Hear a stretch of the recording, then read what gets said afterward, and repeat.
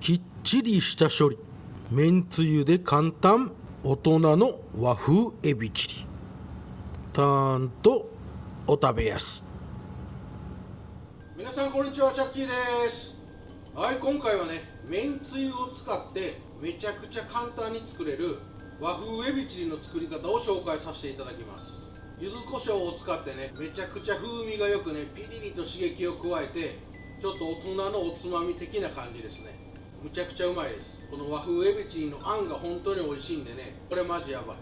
今回はエビを使って和風エビチリ風に作るんですが、他にね、鶏肉やお魚なんかを使って同じように作っていただいても美味しくアレンジできますんで、ぜひ一度作ってみてください。本当美味しいです。それでは一緒に作りましょう。チャンネル登録お願いします。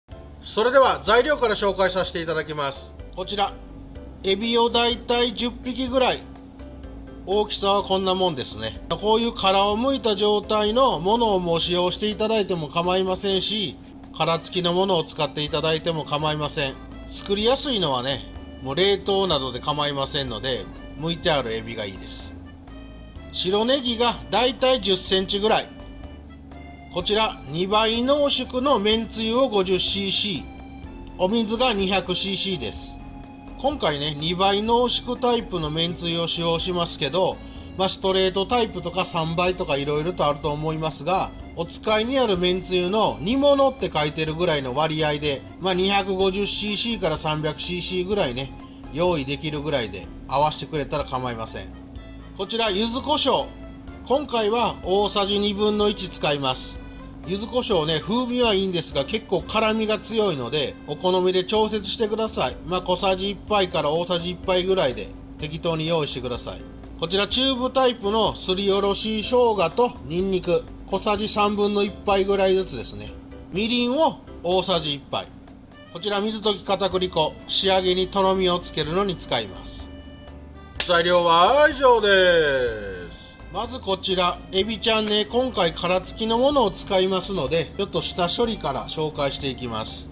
まずはこのエビ、殻を全部剥いちゃってください。ペリペリとお腹の方から指をね入れていただくと剥けちゃいます。もう尻尾もいりませんので、はい、こんな感じでぐるっと剥いちゃいます。そうしましたら、エビっていうのはね、この背中の真ん中のところに背わたが入ってます。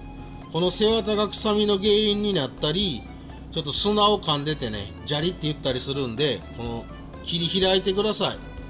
今回入ってなかったですね。ここにね、黒い筋みたいなね、背わたが入ってることがあります。これね、これ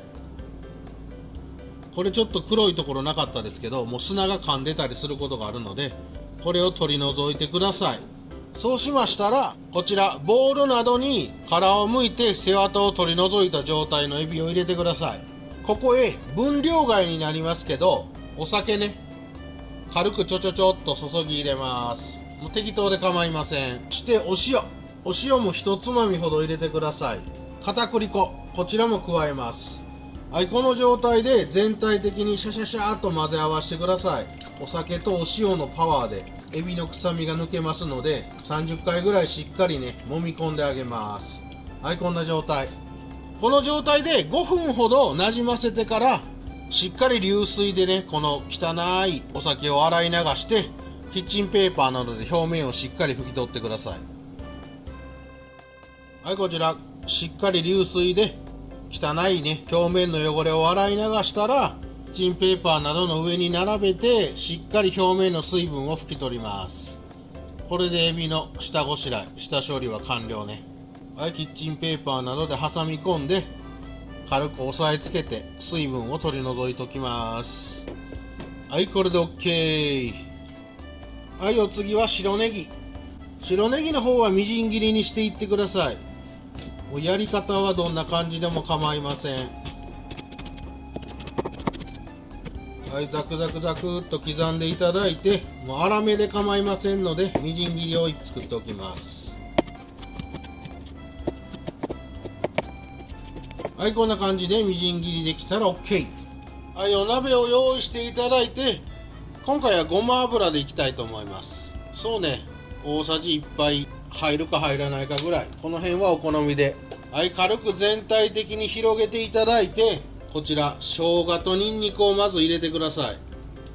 はい、そして先ほどみじん切りにしといた白ネギ、こちらも全て入れます。この状態で火をつけます。火力は弱火。ゆっくり加熱しながら全体的にね混ぜ合わせて炒めて、ニンニク、生姜、このネギの香りをしっかり引き出していきます。こう徐々に温めながらね香りを引き出してください。はい、こんな感じ。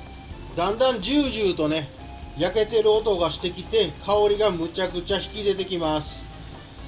そしてちょっと白ネギがねしっとりとした状態になってきますので、ここでしっかり水気を切っといたエビを入れます。はい、このエビの表面をちょっと焼くっていう感じでね広げながら、はい、軽く全体的に混ぜながら、だいたい5割ぐらいねエビに火が通る感じ、しっかり香りをエビの方にねまとわりつかしていってください。このエビの表面がね鮮やかなオレンジ色に変わるぐらい、最後さっと煮込むので中は生で構わないです。はい、こんな感じ。両面がねいい感じのエビちゃんの色が出てきましたら、柚子胡椒こちらを加えてしっかり混ぜ合わせて、柚子胡椒もなじませてください。はい、こんな感じね。柚子胡椒が全体的に絡んでなじみましたら、ここで水とめんつゆを入れていきます。はい、お水。もう火力はね最初からずっと弱火です。めんつゆ、はい、あとみりんね。はい、この状態でさささーっと混ぜて、火力をね少しだけアップして中火ぐらいにして、さーっと全体的に煮立たせます。こんな感じ。煮立ってきましたら、火力は超弱火にするか消しちゃってください。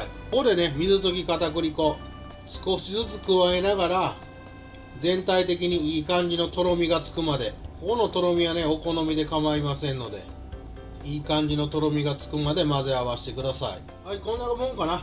お好みのとろみがつきましたら、ここでね火力を中火にしてください。ボコボコボコっとね沸騰させながら30秒ぐらいはね煮込んでください。しっかり火を入れないと片栗粉の粉臭さが残って、もう食べた時最悪です。